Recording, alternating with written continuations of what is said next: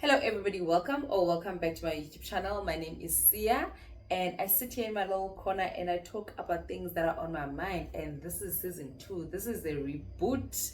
And why am I calling it season 2, or why am I calling this series a reboot? I have not decided on the branding, but we are coming back, and we are coming back for more. We are coming back for good. We are coming back with consistency. And the reason why I am starting with this video specifically, I want to talk about what happened with season 1. It wasn't season 1 initially. It wasn't. It was just my channel, because now I'm having a season 2, because I woke up and decided that I'm going to have a season 2. So that makes that one automatically season 1. You get what I'm saying? So we are now on season 2, and the reason why I wanted to do a reboot, because I left that one off like I was coming back. Like I left like I was just going back to the shop, and I'll be right back. And it's been 7 months since. And the biggest reason why I didn't stay consistent on my channel is it's seeking perfectionism. And today, that is the reason why I want to talk about why is perfectionism killing your dreams, and why is it making it so hard for you to progress. So I'm gonna be speaking from my personal experience with what in the context of this channel specifically. So my biggest thing is that perfectionism led to procrastination. If you don't get a handle to your perfectionism, it's gonna lead to procrastination, because you're gonna use a whole lot of your time preparing rather than doing. And you don't grow from preparing, you grow from doing. Instead of focusing on making things better, you rather focus on doing the things, and you learn as you go. But for me, what I was doing was, every time I'd watch my video and I didn't feel good enough about it, I wouldn't even post it. There's so many videos that I created. Some of them I even deleted because I never wanted to see them again. I ended up deleting because I felt like they were not good enough. And in hindsight, if maybe I would have posted them, and maybe I would have even gotten pointers from other people, but I felt so horrible about them that I decided to scrap them all together and not do them, which would just kept me stagnant, and it kept me for so long crippled, because every time I wanted to create, I remembered that one video that I felt like it wasn't good enough, or that one video where I felt like I didn't do my best. And every time I looked at my work, I was like, I'm not posting this. And it just, then one day led to another, and before I knew it, I was so long out of the game, I didn't even know how to get back. And the sad part is, I've always wanted to have a YouTube channel, and I never wanted to do vlogs or teach people things. I don't know how to teach people, whatever. This for me was always the thing, because I have so many ideas in my head. I'm always thinking about it. I'm such a conversationalist. I want to have conversation. I'm one of those people where you're not gonna sit and talk about the weather with me. We're gonna talk about real life things, and I don't mind those type of conversations. I thrive in those conversations. And the biggest reason why is that I always get to learn with people, because the more you share your views with people, they share their views, and you're like, oh, actually I never thought of it like that. Oh, I never actually saw it from that point of view. So for me, this type of YouTube channel, the sit down types, and hopefully one day I'll even have guests and we can share ideas together. That for me has always been a dream. Sitting and talking, it's always been a dream. And every day when I was not creating, that's all I thought about. When I was watching other people on YouTube, I was like, this is what I want to do.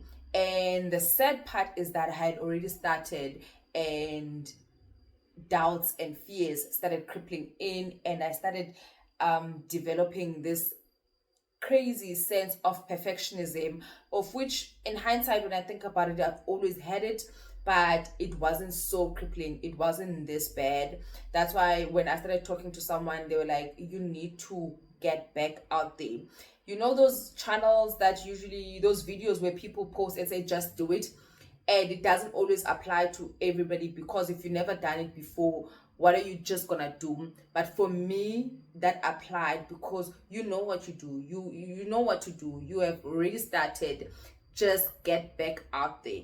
So hence I started going out there again, starting with this particular video. So point is, perfectionism will lead to procrastination, and the longer you procrastinate, the longer it takes for you to actually do something, which leads me to my next point, that it's literally killing your progress and it kills your creativity. Because for me, when it comes to these topics that I always talk about, I never run out of topics.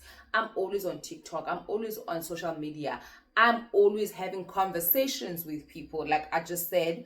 So I never run out of ideas, I never run out of topics. I'm always writing, I'm always thinking about things that I want to talk about. So I never run out of topics, but I felt like I wasn't doing well enough. So that sense of perfectionism was killing my creativity and it was killing my progress. So instead of just letting myself learn naturally from doing, I wanted to see something that was flawless. Now I have to remind myself that growth doesn't come from flawless, it comes from doing. So perfectionism will kill those creative cells in your body. Do not allow it. Whenever you feel like something is not good enough, it's well enough for you to look at your work and double check it and all of the good stuff. But if it's not flawless, it does not mean that it's not good enough. And the thing is about perfectionism is that it's impossible. So you're killing your creativity and you are setting yourself with unrealistic standards that you're not going to meet, because the level of perfectionism that you've created in your head does not exist. It's impossible. There's always room for improvement. So if you're going to keep on expanding the room because there's room for improvement, you're never going to do anything, because you're going to keep on wanting to improve, and the room gets bigger and it's filled with nothing. And you keep on setting the bar up high. You don't even celebrate yourself because you are chasing a level of perfectionism that doesn't exist. Instead of celebrating your progress, you just achieve one goal and you just push for the other one, push for the other one, and push for the other one. And it's something that for me, I realize that I don't celebrate myself. Whenever I do something and I achieve it, for me, it's like, whew, it's like a sigh of relief, instead of like, wow, yay, I did it. And it's something that I actually watch my son doing and I admire him so much. The other day I was teaching him how to tie his shoelaces. And the first time he tied them and they were not strong enough, it was a bit loose, but he had the idea, he had the proper idea, and he had the proper method.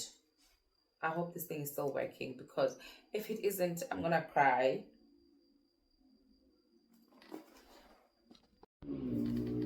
Okay, it's still working. So as I was saying, so my son, and then I told him that, okay, you need to fix it. You need to make it tighter so that it's fastened. Because if it's not tight, then it's as good as not tying your shoes. So he was like, cool. And then he got the one shoe right. The way he was doing these things and punching the air and so excited. I'm like, I hope my child never loses this enthusiasm of being excited when he's won at something, of being excited when he's gotten something right, instead of saying, whew, okay, I did it. Now I need to worry about the next thing. I'm like, I hope he never loses that child inside him that gets excited. And that is something that as you grow older, because even at school, you are told the minute you pass the one grade, you're just celebrating for that one moment, and then you are worried about the next grade. And then when you finish high school, then you're worried about, am I going to college? Am I going to university? Am I going to look for a job? There's always something after another. We never really take the time, or maybe I never did it for myself. I never take the time to live in the moment and celebrate what I have right at the moment. And that was what I was doing with my channel. Every time I felt like I did a video, and I would be happy that I did it, and then I'm like, okay, let me post it, and then I worry about the next video. And I'm like, that's not what I wanted when I created this channel. I wanted an outlet for me to open up my ideas, to talk about the things that I think about it, to talk about the things that I think matter. Literally, that's what I say in my intro. So why do I always feel like if it's not perfect, then I'm not doing enough? It's crazy. It's crazy. And I feel like it's linked with some sort of self-sabotage and imposter syndrome, but that's like a whole other video altogether. But it leads me to my next point of, you feel like you need to progress all the time, and when you're not doing it, you feel like you're failing. And instead of taking your failure as lessons, you take failure personally. That's what I was doing. Every time when I felt like I wasn't doing well enough, I would like, well, if other people can do it, so that means there's something wrong with me. And I didn't take my L's as lessons. I took them as, I'm not doing well enough because I am failing. The failure is me. The failure is within me. And it's actually quite sad what I was doing to myself. And I would, instead of seeing the lessons as the failures as lessons, I just took them as me not being good enough. Whereas if I had taken them as, okay, this is just another moment of growth, and my way of naturally improving in my craft, I felt like if I was not improving right at that moment, felt like I would never do it ever at all, which was really a dream killer. And it leads me to my last point, is that when you are so much in your head, and instead of doing something, you feel so burned out. Granted that I have a lot of things going on, but I was using a whole lot of my time to create videos in my head, and I would write the ideas down, but I'd never execute them. By the time I felt like I needed to execute, I'd be so burnt out, and I would prolong it so much so that I'd find imperfections in my preparations. What a vicious cycle. What a vicious cycle. Then I would go around and say, oh, I didn't do this right. I didn't do this right. Oh, I could have changed this to make it that, to make it that. So it really is a dream killer. Instead of enjoying the process, because I used to enjoy the process of writing. I really do. Oh, I spilled some water here when I was drinking some of this water. Actually, before filming, I kicked this thing by mistake, and now I'm stepping on that water and I hate it. Anywho, so instead of enjoying the writing, because before I would enjoy the writing, it was my thing. It's one of the things where my ideas come from. Writing, whenever I think about things, I write them. So now when I was writing specifically to create, I would go back and do a lot of self-criticism. I'd look at my notes. I'm like, this is not good enough. I shouldn't have said it like this. I shouldn't have write it like this. And I'm nitpicking myself also in a language that's my second language. English is my second language. And I don't mind speaking English. And I actually enjoy doing these videos in English because I enjoy that it's got much more potential to reach a wider audience because of the language that I speak. So I don't feel like for me it's a disadvantage. But now the thing that I felt at the beginning, it was an advantage for me that I could speak this language. Now I made it in my head a disadvantage. Going back to my other point about taking failure personally, because now I am taking it personally that I don't speak a language that's not my mother tongue perfectly. Like, then I would nitpick the way that I articulate myself. It was a vicious cycle that I had to get myself out of it. And At the end of 2024, I told myself 2025 is gonna be a year of thrive. It's gonna be 2020 thrive. We're gonna do it, and I'm gonna throw myself out there the same way when I started this channel and I was scared and I didn't know if I could do it at all, and I just took a leap of faith.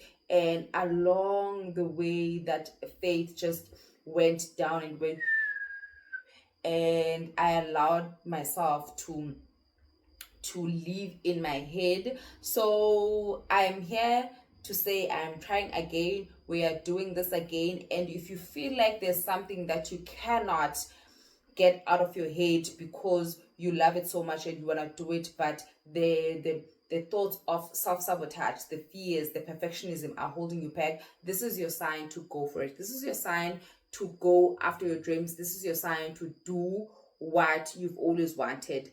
Leave that perfectionism aside and push through it. Today I literally pushed through it at the beginning of the week. So I was talking to someone who's helping me and mentoring me, and I told them about this hurdle of mine. So they were like, you're gonna create a video and you're gonna post it by Friday. And I wrote it down, and I wrote my deadline, and this is me doing it. And I feel like I need to push myself beyond my comfort zone, and this is the reason why I'm saying this is a reboot. This is season 2. I hope you come along with me on my journey, and I truly do appreciate you for watching the video up to here, and I do appreciate you for clicking on the video. If you've been subscribed, I truly do appreciate you for being subscribed and staying subscribed. If you haven't subscribed, please do subscribe, like the click the like button, share with your friends, and thank you so much. I really do appreciate you. See you on the next video. I love you loads. Bye.